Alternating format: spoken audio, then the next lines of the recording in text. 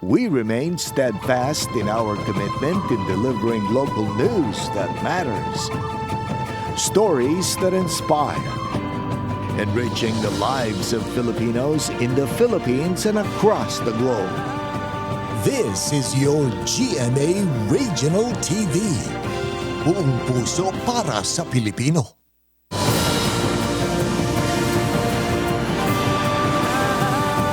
Ini ang GMA Regional TV 1 Western Visayas.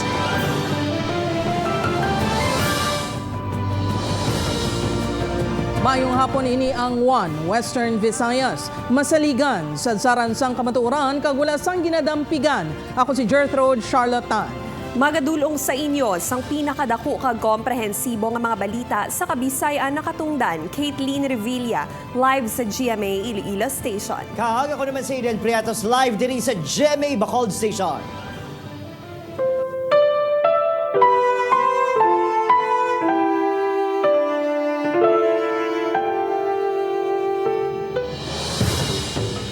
Mga kapuso, sitwasyon sa mga patio mas nangin matawhay na subong nga adlaw. Ini apisar may pila sa gihapon kamaghimata nga nagapadulong sa mga patio.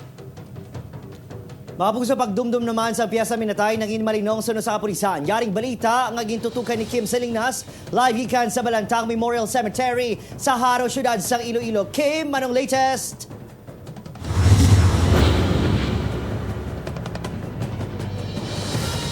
Gert, Kate, Adrian, talalopang doon nga matawhay kag hindi na madamo ang tao nga nagduaw sa patio subong adlaw.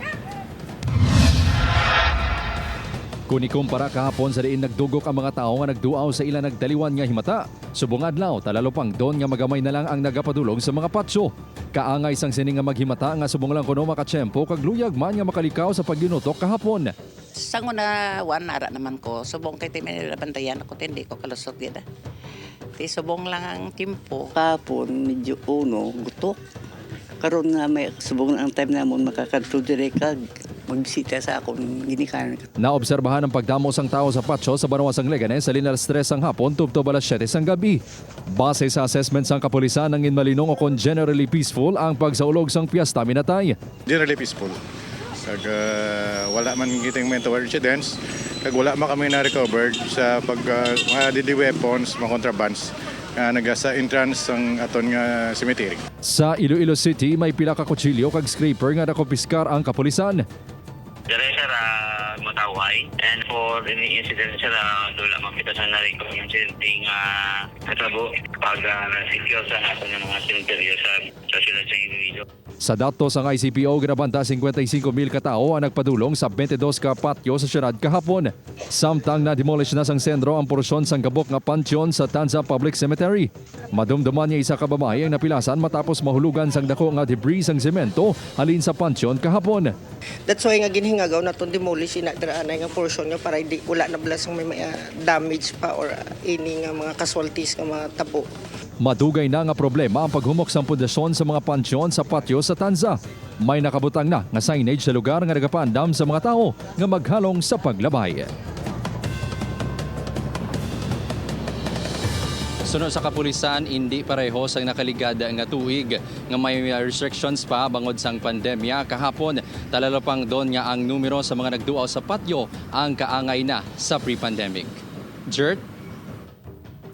Madamo gid nga salamat, Kim Salinas. Mga puso, sa Bacolod City naman, mga nagduaw sa Burgos Public Cemetery, nagreklamo bangod wala sang suga ang patio nga nagresulta sang pagtalang-talang sang mga nagbisita sa Ila Minatay. Yaring balita aton gintutukan. Flashlight sang cellphone ang gingamit sang sininga pamilya agud may suga samtang ginapangita kag kalkalang pansyon sang Ila Minatay. Nakibot na lang kuno sila nga natampukan na sang duta kag natubuan pa sang kahoy ang pansyon. Dulom na, makapoy pa ang ilating kalalang experience sa Burgos Public Cemetery. First time ginamon sa bunga kadto di wala suga na kayo sa una pagkadto namon di hindi man ni amoning sitwasyon sa ngamon ni subong gintampukan nila di ka mga duta din. Ang iba naman nga mga nagbisita nakibot sa nakita ang mga nagalalaptang atulan kag bagol sa dalan samtang madulom ang palibot. Samtang iban, ginsuong ang lunangon kag masiot nga lagyan para makabisita sa minatay. Ikaw, tas man eh. Way kamay mo, kayo mo nang ilay ang kwan. Importante, kaysa isa ka to, ikaw, isa man lang mo. Mga pugso unang ginpasalig sang Bacolod LGU nga pasigahan o kontakdan sang temporary connection ining aton nga Burgos Public Cemetery. Apang, ariho, tanawang sitwasyon kung wala sugagikan sa aton kamera. Ang alkalde nagpatag nga wala sang LGU ginapabayan ang patso. Isa na sa aton nga balikan, no?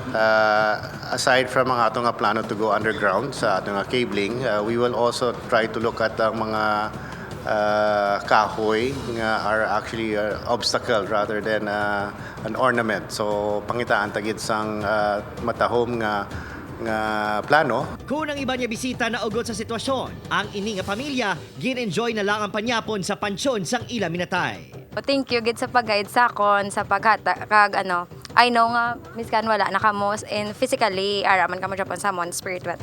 Sa assessment sa kapulisan, nangin matawhay ang piyesta minatay. Talalupang doon nga wala sang may nakumpiskar nga patalom kag makahulubog nga inimnon. Ugaling may pila lang kamanog baligya nga nakalusot. Bisan pa hugot sila ang ginadumilian sa sulod patso. Upod, Kenil Gasilio, Adrian Priatos, 1 Western Visayas. Pila ka turista amat-amat na nga nagapauli pagkatapos mag-enjoy sa isla sang Boracay. Apang may ara man giyapon sa mga nagahingagaw sa long holiday. Ini ang gitutukan ni John Sala. Matapos mag-enjoy sa swimming, paddleboarding, parasailing kag nagkalain-lain nga beach activity sa isla sa Boracay para sa iban nga mga bakasyonista. Ang pinakamasubo among tion sa pagpauli. Hindi bangod matapos ang duwa ka adlaw nga holiday, back to work na sila. Kaangay nilang kay Crizel nga nasipang sa pagani kuno sa iya pagpauli sa Quezon City matapos ang malawig nga paliwaliwa sa Boracay. Yes, actually ayoko pang umuwi. Gusto ko pang mag-extend actually kaso may mga commitments kami. Apang balon kuno sini ang memories nga hindi gid mabayluhan. Ilabi na nga first time sini sa Boracay. Speedboat, UFO, jet ski, and such things. Tsaka kayak, crystal kayaks the most And then yung braiding, yun yung mas parang hindi ka Boracay kung hindi ka magpapabraid. Apang kun may mga nagapauli na, ang iban extended pa ang bakasyon. Kaangay na lang kay Rubilin, kag sang iya pamilya nga sa Boracay malong weekend. Ilabi na nga talag sa man lang kuno sila magbakasyon.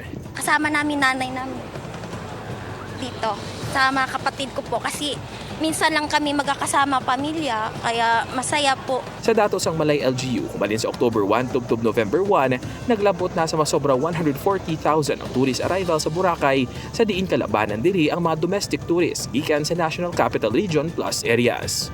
Upuan kay Hans Disierto, John Sala. 1 Western Visayas.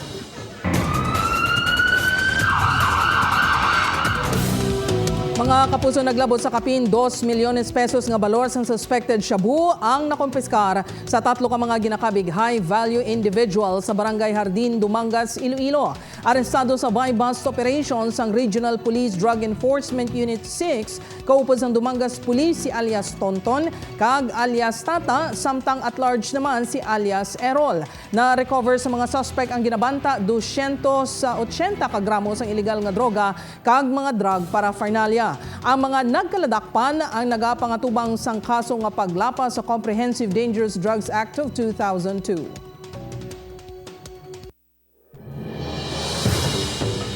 Samtang sa Bacolod City naman kandila nga nalipatan nga nakasinde ginatudlo rason sa pagasunog sa isa ka boarding house. Samtang duha ka separado nga sunog nagluntad sa Negros Occidental. Nakatutok Irene Pedreso. Wala ba di kandarat mo?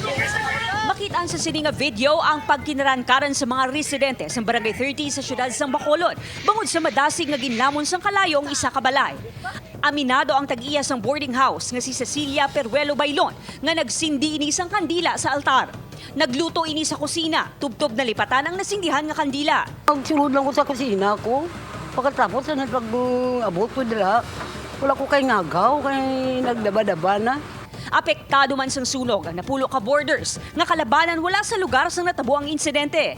Si Genevieve nga tumandok sa Sagay City, naubos ang sunog ang iyang kwarta kag mga gamit. Wa ay gid sir. Pati amon mga gamit ran jag ang cash namon nga savings wa ina ko. Ilang cash mo? 11,000 sir. Padayon pa nga ginaimbestigaran ang gintunaan sang sunog. Ang mga biktima temporaryo nga gin sa pupo sang punong barangay. Samtang sa Barangay 1 sa Kamangkalan City, 13 ka mga pamilya ang apektado sang nasunog ang puno tanan kabalay. 8 diri ang totally gutted, samtang 2 ang partially damaged. Ginapadalman pa sang BFP kung anong ginhalinan sang kalayo. Temporaryo nga nagatinir sa evacuation center sa syudad ang mga apektado nga pamilya. Padayon pa nga ginaimbestigaran ang pagkasunog sang balay sang nagdaog nga punong barangay sang Libas sa Banwa sang Isabela. Madumduman nga wala ini sa iya balay sang natabo ang insidente. Ginpadala na sa BFP laboratory ang mga nakuha nga mga kable sang kuryente. Nagapakig-angot naman ang punong barangay sa BFP agud matumod kung hungod nga ginsunog ang balay. Upod Kerwa Banggoy, Aileen Pedreso, One Western Visayas.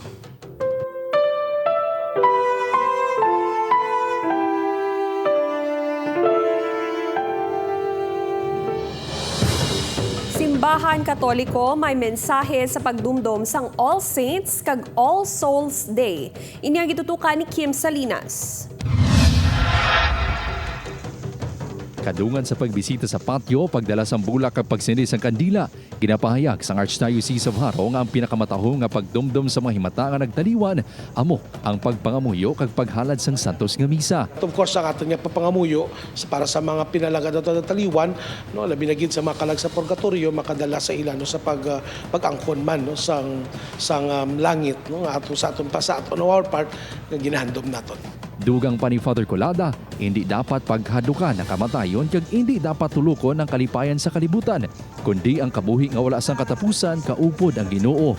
Yes, why nga ginapatahom na aton nga mga sementeryo agud nga sa pagpanumdum bala nga sa nga ang kamatayon hindi dapat hadlukan no, kundi nga ang pagtan-aw naton sang kabuhi sa pag-ambit naton sang bag-o nga kabuhi nga ginatag sang Dios sa aton. Subong nga All Saints Day, pila ka mga parokya sang Archdiocese sang Haro ang nagpatigayon sang parada sa mga santos. Sa Archdiocesan Shrine of Santo Niño de Arevalo, 150 ka mga kabataan kag pamatanon ang nagpasakop. May mga nag-ala Mother Teresa of Calcutta, Santo Papa kag San Pedro Calungsod. 37 naman kapamatanon ang nagpartisipar sa Parade of Saints sa St. John of Sahagun Parish sa Banwasang Tigbawan. Tinutuyo sa aktibidad nga sa lamharon nga edad, makilala na sa mga kabataan ng mga santos kag ikabuhi ang ilang maayo nga binuhatan. Inibangot kinakabig sang simbahan ang mga santos nga baganihan sa pagtuo kag modelo sang balaan nga kabuhi. Upod kay Cirilo Renduque, Kim Salinas, One Western Visayas.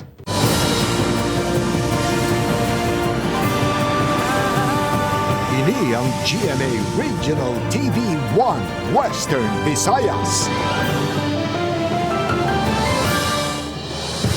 Mga kapuso ginabanta, 345 ka mga kandidato sa nagkalain-laing nga posisyon sa probinsya sang Iloilo ang nakakuha sang patas nga boto sa barangay kag SK elections. 63 ang nagpata sa 1st District, 43 sa 2nd Distrito, 133 sa 3rd District, 41 sa 4th District kag 75 naman sa 5th Distrito. Sa Banwa sang Miag-aw may 42 ka mga nagpapili nga nagpatas. Sunod sa COMELEC, hindi pa maproklamar ang mga ini kag patigayunon ang draw lots agud matumod kung sino ang magadaog nga kandidato. Samtang 3 ka semana ang ihatag sa Department of Interior and Local Government sa mga nagdaog sa eleksyon bilang transition period antes maka-assume sa pwesto. Sa sulod sang 21 ka adlaw dapat makapanumpa na mga kandidato kag nakahimo sang nagakaigo nga turnover sang responsibilidad kag properties.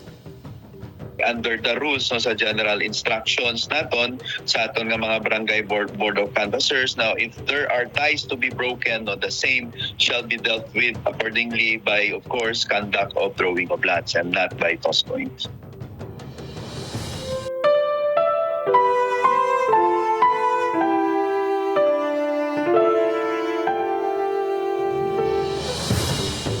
Kag sa iban pa nga mga balita, wheelchairs ginpahamtang sa mga entrance ang patio para sa mga PWD kag senior citizen nga nagabisita sa EB Magalona Public Cemetery. Nakatutok Aileen Pedreso.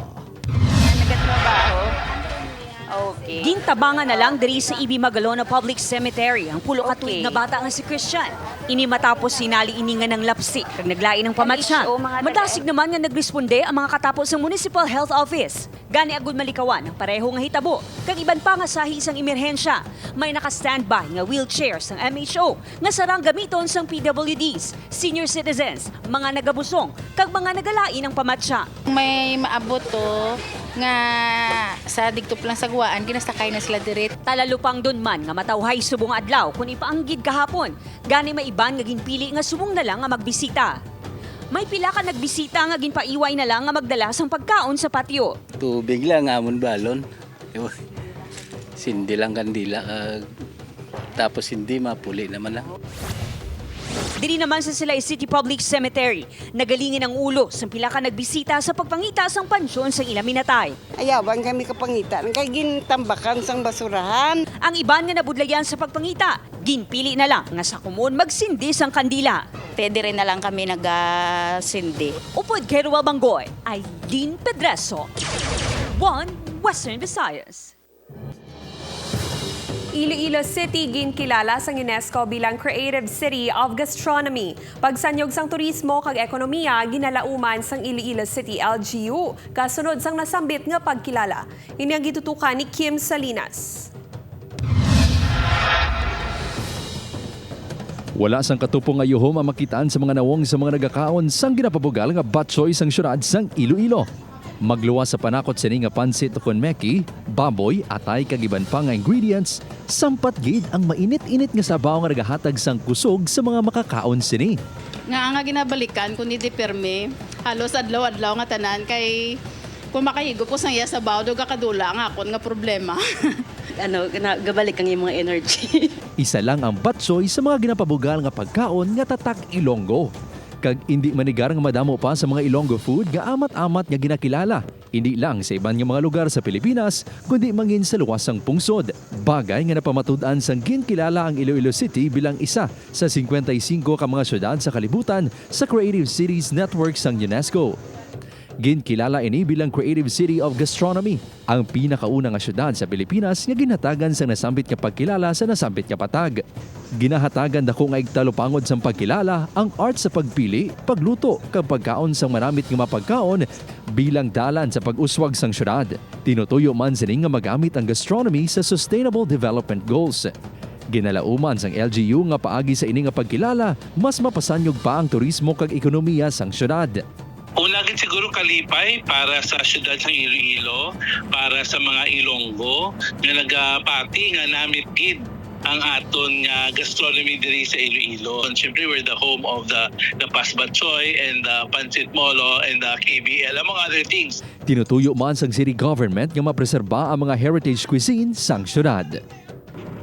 I think that is the hope, no, nga bulugan naton ang inyong deklarasyon being a creative city of gastronomy, but what really it allows us to do and encourages us to do is to have more activities, have more events na magapalapnag sa gastronomy here in the city and in the region. Upod kay Romel Porquia, Kim Salinas, One Western Visayas.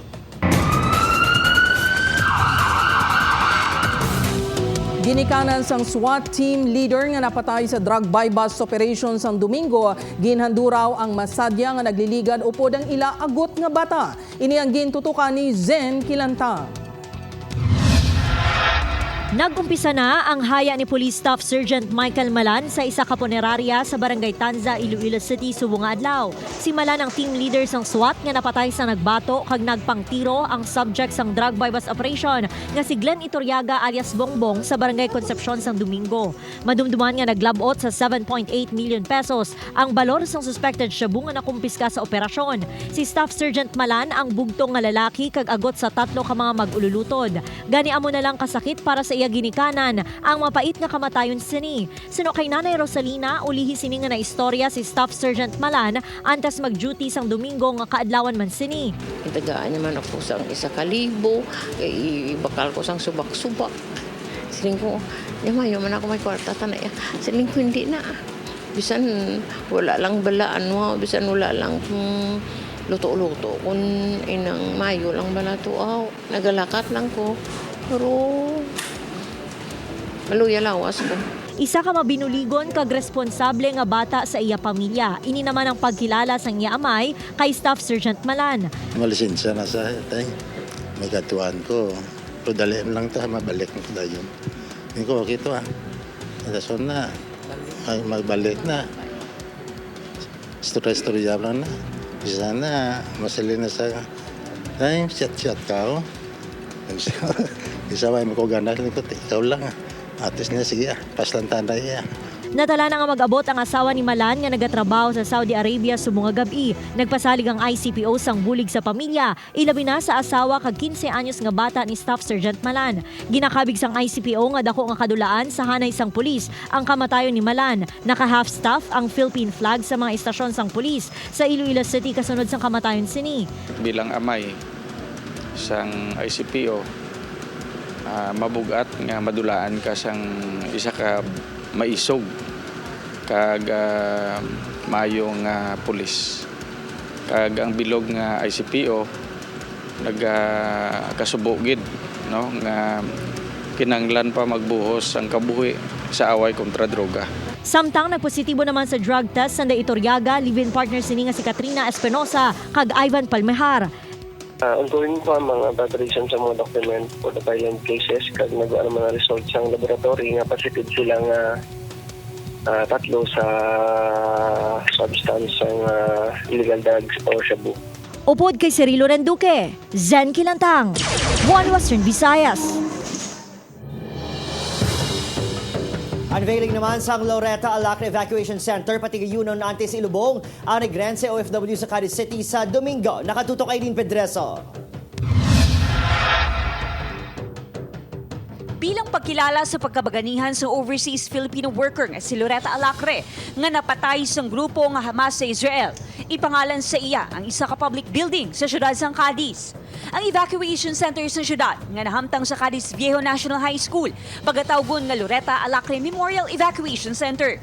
Sunod sa alkalde sa siyudad, isa ka unveiling ceremony ang hiwaton antes ilubong si Loretta sa Kaduaan Public Cemetery alas 2 ang hapon sa Domingo, Nobyembre 5. In-name natin in behalf sa iya.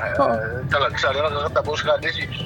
This might even be the first na isa ka public building in-name natin sa isa ka OFW. Samtang nagpasalig naman ng LGU nga manginhugot ang seguridad sa lubong sang OFW, ilabi na nga posible may VIPs nga maabot. The PNP is always on alert for possible VIPs coming in. Pero as of now, wala maging probably mga OWA officers na gumamit isa. Upod Geruel Bangoy, Aileen Pedreso. One Western Visayas.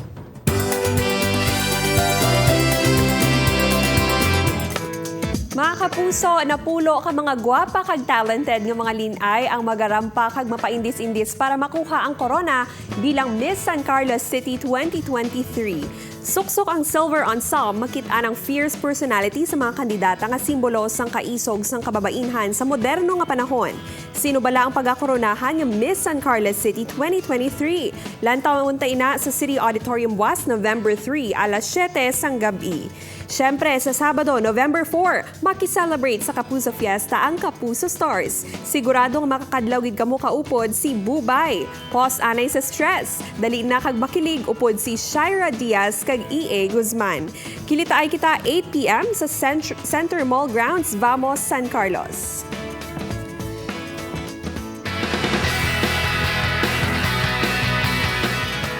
Sa November 6 na magabalik sa primetime si Ruru Madrid bilang Black Rider nga mong mangin hero sa mga pigado ang ginapigos kag nagapangita sa hustisya.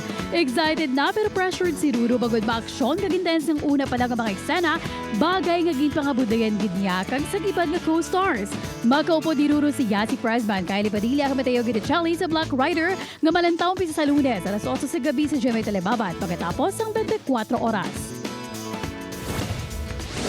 Nagapati si Faith De Silva nga right time na subong ang pagkapili sa bilang Sangre Flamara sa Encantadia Chronicles Sangre. Gin-reveal ni Faith kinagudisyon ni Nias Bira ang anak ni Glyzie De Castro nga mo naman si Perena sa Encantadia. Sa pagbarahin sa iconic telefantasia sa GMA, si Faith na ang mga padag-iya sa brilyante ng apoy. Samtang sa ulihing ginawa kagabi sang maging sino ka man ang kissing scene nga wala man na yon, matigayo na bala ni Carding kag Monique, mahibaluan pa bala ang matuntun nga nagpatay kay Chad. Ina kagiban pa nga maaksyon ng mga eksena ang bantayan sa maging sino ka man sa GMA Telebaban pagkatapos ang 24 oras.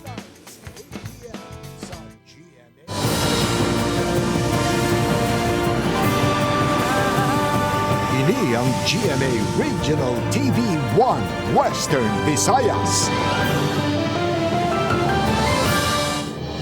Mga kapuso, hibaw-an flyover pagabuksan na sa ikatatlong nga semana sa Nobyembre sunod sa Department of Public Works and Highways Region 6.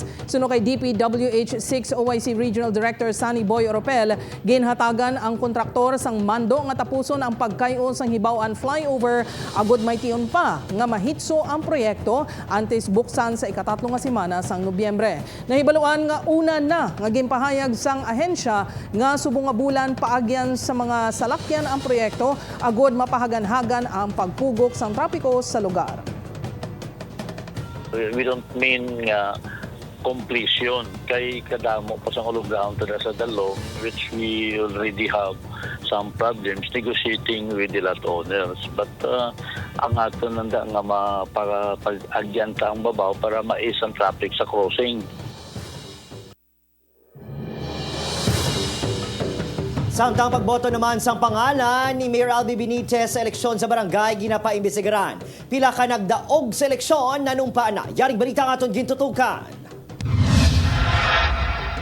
Ginapaimbestigaran na ni Bacolod City Mayor Albi Benitez ang nabaton sining report nga nalawagan ang iya pangalan sa isa sa mga presinto sa Bacolod City sa ginhiwat nga barangay in SK elections. Ginapasuni, ginbaton sa election supervisors ang boto para sa iya pangalan.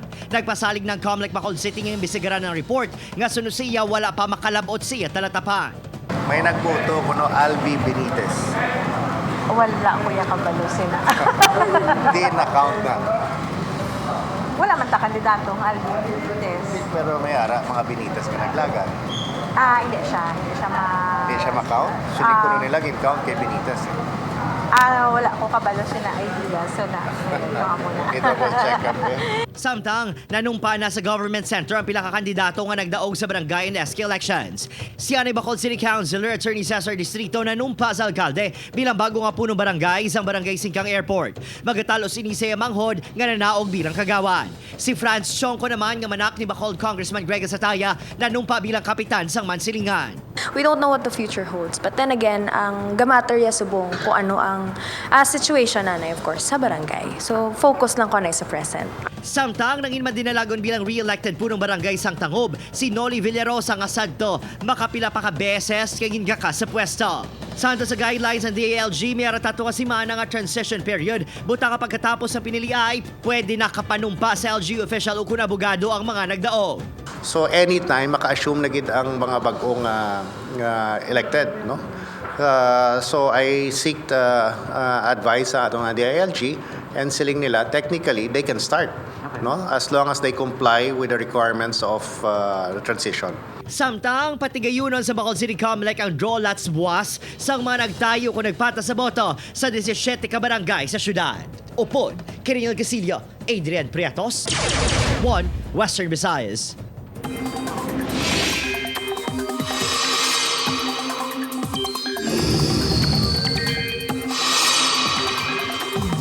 Mga kapuso, naghinay kag nag-dissipate o kung natunaw ang low pressure area sa sulod sang Philippine Area of Responsibility. Suno sa pag-asa, wala sang bago nga malain nga tiyempo kung bagyo nga nasiplatan o kung nagatipon subong. Apang magapadayo ng pag-ulan sa pila ka bahin sang pungsod, bangod gihapon sa shear line, amihan kag localized thunderstorms. Base sa datos ng Metro Weather, may tsansa sang ulan sa Aklan, Capiz, Antique, Iloilo, Guimaras kag Negros provinces. Magahinay naman ang ulan paglabot sa gabi. Ang iban pa nga bahin sang pungsod, posible man nga maka-eksperyensya sang pag-ulan. Mga kapuso, 53 days na lang, Pasko na! Sa aton mga kapuso diri sa Western Visayas, nagsubong man sa aton mga kapuso abroad, madamong ginasalamat sa pagtutok. Ako si Adrian Prietos. Kapuso, mag-isa kita kagibaluon ng mga balita tungod Local News Matters. Ako si Caitlin Revilla. Kag ako si Gertrude Charlottani ni ang One Western Visayas. Bugos nga puwersa para sa mas dako nga misyon kag mas masangkad nga pagserbisyo sa pungsod.